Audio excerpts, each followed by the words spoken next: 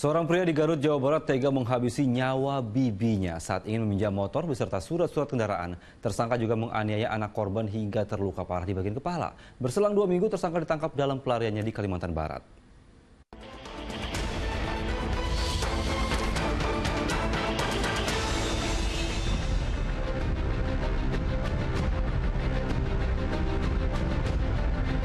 Kematian wanita berusia 53 tahun di Kampung Lewi Letak, Desa Cipang Ramatan, Cikajang, Garut, Jawa Barat menguak tabir peristiwa kekerasan dan pembunuhan di ranah keluarga dekat.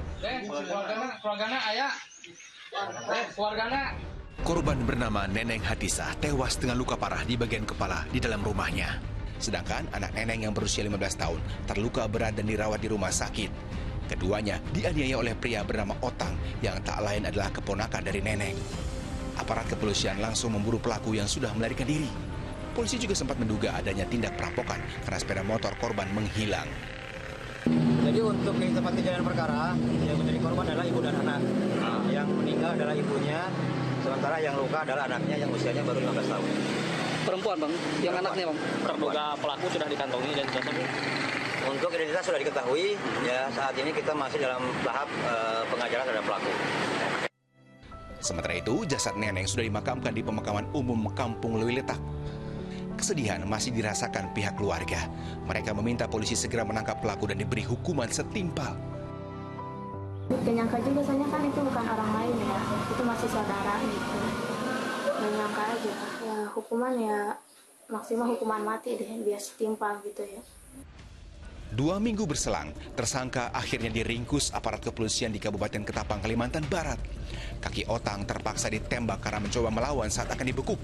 Selama pelariannya, tersangka sempat kabur ke Tasikmalaya, Jawa Barat dan Surabaya, Jawa Timur hingga berakhir di Ketapang, Kalimantan Barat. Di tempat terakhir, penyamarannya terbongkar saat ia mencoba mengelabui polisi dengan bekerja menjadi pedagang tahu. Sementara itu, dari hasil pemeriksaan, penganiayaan diawali cekcok karena pelaku akan merampas motor korban.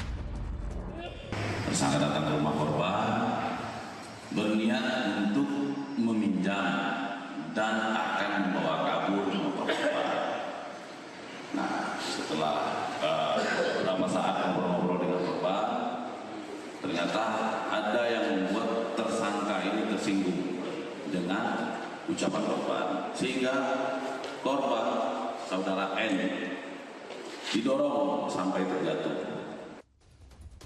Ya, Otang awalnya datang ke rumah bibinya di Kecamatan Cikajang, Kabupaten Garut, Jawa Barat dengan alasan mau meminjam motor sekaligus meminta surat kendaraan.